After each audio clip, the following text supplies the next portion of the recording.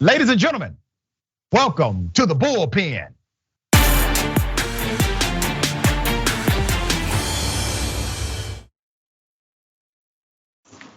In the Bullpen today, we have Miss Jen Sidorova, commentator, Young Voices, very impressive background and very smart person. Master of Arts in politics, political science, as well as economics. All right, so here we go. Jen, good day. Welcome to the show. Thank you for having me. Thank you for being here. Okay, we're gonna chop it up about American economic policy, winners, losers, left, right, etc. How those policies fare out for the average American, for the everyday American, should I say? And that's what really, that's what should be the focus. So if you would, give us your sentiment and I will opine. Yeah, I think that broadly conservative policies that generally support tax cuts, deregulation, are better for working class Americans because they stimulate economic growth that is better for every American, including the working American. They do provide for upward mobility opportunities so that the future generations of working class Americans can live better than current generations. They do provide for less of a moral hazard, so people are actually motivated to go out there and create and do more work. And yeah, overall, they generally promote economic growth and decrease burden on the taxpayers. And ultimately, we all get to keep more of what we earn. Okay, you got any data, any information you want to cite? Yeah, sure. So I think one of those, actually I'm gonna start with an example, with just everyday example.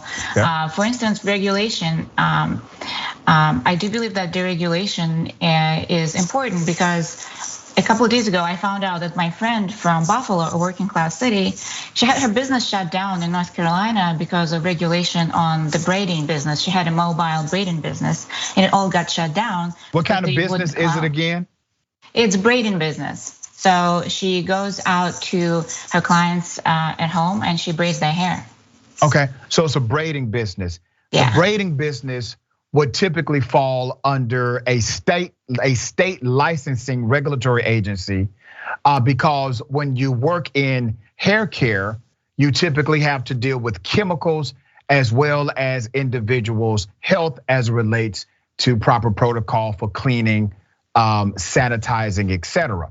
And so the state will then say, in order for you to be certified to do this and to provide a safe haven for the community of customers that you have, there is a regulation to make sure that community and the company are both safe and free of liability.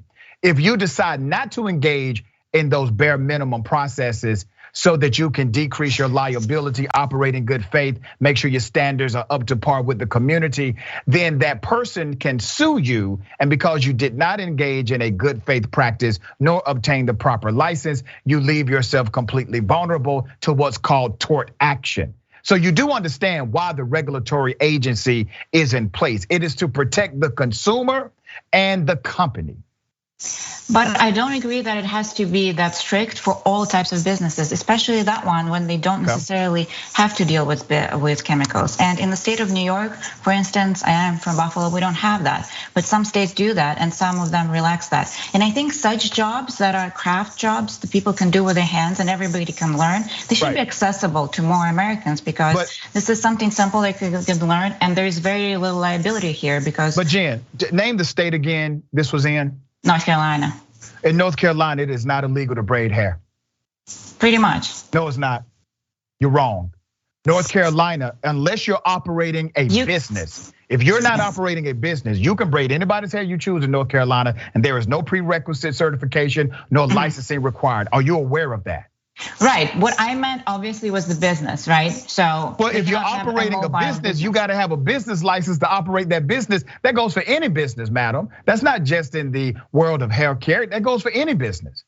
But they are not allowing for cosmetology, mobile cosmetology services. And but cosmetology is an industry that requires a regulatory standard as any other industry you engage in as a business. You presented a case here, madam, that your friend is unable to go to somebody's house and braid hair. That's simply not true. And I'm glad I actually know something about North Carolina law as it relates to this, because you may have got one over on me if I didn't. But you can go to anyone's house and braid their hair in North Carolina. You cannot operate a business without having your business license or the prerequisite certification. Right, so you have to have a cosmetology license. Every business. That's what it is. Okay, so you don't want people who work, and listen, I go to a person that has a cosmetology certification. It's called a barber's license. I get my hair cut once every 2 weeks, right? West Side, Atlanta, big ups. So this barber has a certification. He has his license, right? You know why he has his license? He has his license because there's a standard of care, not just the skills of cutting hair, but understanding the rules as it relates to sanitizing the equipment and other variables that connect to the industry and health of the person they are servicing. These things are not adversarial to the majority of individuals who are engaged in business. It's part of the great balanced approach to make sure we're keeping people safe while at the same time protecting businesses. If you engage in a business without those protections, madam, you open yourself up once again to 100% liability if something goes wrong, because you're unable to get insurance, you're unable to claim best practices, you're unable to have a defense. You are operating a legal company. So do you see how it protects the company? I see how there's very little liability in something like that. I see how it limits people just getting a job that they can easily get. And in New York, we don't have it, and nothing. I haven't seen any news on that. Anybody getting in trouble for doing something for a business like braiding, because it doesn't qualify as a cosmetology business. But you can go and braid somebody's hair. That's not the prohibition. You can't operate a cosmetology business without having a certification. Or I'm repeating myself, but I think you understand my point. You went to college, you got multiple degrees, right? Why? Because I was interested in the kind of skills they provide. I was interested in math and science, and I wanted to do that. Thank you. But exactly. I could have gotten the job, similar to job that I have. That they provided. You wanted the skills they provided, so you had to undergo a course or a litany of courses in order to get that. Let's go back to economic policy in America. And I think I mentioned this to you before. So regulation, the industry of regulation, I think, has to strike a balance. I do believe there is a such thing as over-regulated markets, and I think there's also a such thing as under-regulated markets. I think both exist. I think this stuff exists on the spectrum. Unfortunately, in the political realm, we have decided to argue this from the extremes. Where there's one side that says, oh, regulation, regulation, regulation, and another side says, let's dismiss all regulation and let's see what happens. I think it needs to be balanced. Would you not agree with that general sentiment? There is things that government needs to protect, like private property, right? So we can't really have no regulation in that sense, because some certain things need extra motivation for people not to violate other people's rights, including private property. With that said, there's specific industries like, I would say, rent control or housing regulation that can be in specific states in particular, but overall, we even saw that during the pandemic when there was an eviction moratorium, where the government is trying to do something, is trying to kind of extend the privilege, but what it ends up doing is that it increases the prices on housing, and I think we saw that specifically with housing and after the pandemic, and even during that. So in those cases, I don't believe that, even though I think both sides would agree on the outcome that people need better housing conditions, there needs to be more housing availability. The tool of regulating it as just like limiting the rights of the business people or what they can do with their businesses, and almost like expropriating other people's property. It's almost like housing the British soldiers. It's almost in that realm. So that sort of regulation, I don't agree with. What's typically the purpose of regulation?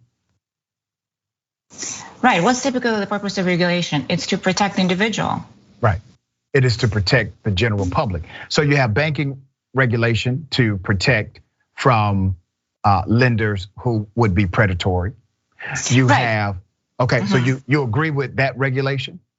Well, if you mention banking, actually credit card industry is not regulated by the government. There's a standard that's created by the credit card companies and they follow that. That's another example how we don't actually, Jen, I'm gonna ask you to do some homework on that. That's actually untrue. This was under the Obama administration. They brought credit cards under the banking and finance statute, so they are regulated by the federal government and they have to follow those rules set forth by the federal government. So what you just said is untrue. As far as I know, and my knowledge is from this semester at Georgia Tech, is that the credit card industry, at least certain transactions, there are certain part of it. No, I gotta be honest with you, ma'am. I don't know what professor has taught you at Georgia Tech. He or she needs to call me. But the credit card industry is classified under financial services. Financial services is a regulated industry per statute, federal statute in the United States of America. Your professor done told you wrong. I am pretty sure I've checked this information. The standard is called DCI PSI, and that's how credit card industry. Again, certain parts of the credit card industry. I agree that in general, banking is regulated industry, but the way the transaction. Financial institutions, madam. It's called financial institutions. That's right. That's what it's called by law, not banks. And the way the credit card transactions send the signals, that's regulated by the standard. And the way cybersecurity, the cyber protection on the credit card industry is regulated by the standard. It came out from the industry standard, not from government regulation. I think you're making a different argument with that. When you make a proclamation that credit cards are not regulated by the government, which was your initial proclamation, that's patently false. That's just not true. Credit card transactions or the credit card industry is a financial institutions industry and it is regulated by the federal government. There are some aspects of banking that are not regulated by the federal government as well. All right, there are aspects that are. Okay, and that's the argument I'm trying to make. There is. But that's not the argument you made initially, madam. In all due respect, that's not the initial argument you made. I might have expressed myself in the way that wasn't understood right away, but the point being is that there is precedent that we don't necessarily have to have strict regulation for us to function and for us to have productive outcomes and economic growth. Yeah, I mean, you use the word strict, and I can see that based on some context, right? As I said before, I'm not a all the way deregulate, all the way regulate. I'm actually in the middle with some things, but it needs to make sense. It needs to make sense. And listen, the bottom line of profit cannot be the agenda for deregulation. And typically when we talk about deregulation or deregulating a particular market or industry, we're doing that because of a business model rather than a people model. We want that industry deregulated in order to expand the business prowess and profitability of the company rather than to protect those who would engage in that particular product or service. We need regulation, madam, because regulation is the reason why we can buy a car. And if the car breaks down in 1 hour, if there's a false representation made, there's a regulation standard that says they can't do that under tort rule, under tort law in the United States of America. That's an actionable approach. There's a regulation that lets us know if a particular product is purchased and that product should perform a certain way and it does not, well, guess what? I have a reason to go back to that manufacturer because it's under a regulated market. Regulated markets typically are created to protect the general community. There has to be a balance. It cannot simply be the sentiment or the desire of the for-profit companies to change or deregulate so they can make more money. Would you not agree with that? I think that you said a very important thing, that that regulation is intended to, the intention, the whole bit before regulation is to protect the consumer. But what it ends up is it's hiking prices for the consumers in the examples that I mentioned. That is correct. Sometimes consumers do pay a little more for regulation. That is accurate. But when you look at the benefit of paying 2 cents more or 3 pennies more here and there for particular products, you have a systemic health dynamic that has saved lives, prevented disconnect, and helped individuals rather than hurt them. You got to understand there's a balance here, and you're right. Consumers do pay more sometimes for regulated industries to protect the general community at large. You have a problem with that? I do have a problem with consumers having to pay 10 to 15 to 20% more in housing because of the regulation. Where are you citing your numbers from? I'm getting mine from Pew Research that regulation will cause typically an American to pay between 2 to 5 pennies more per product. Where are you getting the 20%? Right, so you're getting that data is correct because it's from a wide range of industries. And sometimes, if we just cancel like Amtrak, we're only gonna get $10 back on our tax return. That's not gonna be anything, right? There is parts of the regulation that are very small. All right, are you for regulation in, let's say, hospitals? Again, hospitals, a lot of best practices that they have just came out from their own experience, from their Okay, but are you for government regulation of hospitals? Or let's say prescription medication, you for regulations for that? Or what about the Food and Drug Administration? I think prescription regulation actually makes prescriptions more expensive. Okay, so what about the FDA? Are you against the FDA, Food and Drug Administration, regulating safety standards for food we consume? I actually do believe there could be a lot less regulation there. Okay, but you believe in some regulation there. You're okay with some of it, just less. Protecting basic rights like private property, but a lot less. Not less, but a lot less. If somebody makes poisonous food and they put it on the shelf, you're okay with that? Businesses are not gonna be motivated to make. They're gonna be motivated to make profit, madam. They're gonna be motivated to make money and cut corners without any level of regulatory standard. All right, I'm being told that we gotta wrap up for the next show. Okay. I do appreciate you being on the show as always. We'll have you back, okay? Thank you.